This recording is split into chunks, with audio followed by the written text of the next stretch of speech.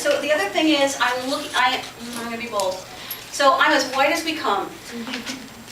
You know, it's like Irish, I know, I'm like, I am Irish, you know, I'm like fish belly blue, you know, undertone here. In my family, my late husband was white with some Native American heritage, and far enough back that we never knew what it was because you didn't name that at the time. My sister-in-law is Latino Peruvian. One of my aunts is Asian, one of my aunts is African American, and my cousins are Amerasian.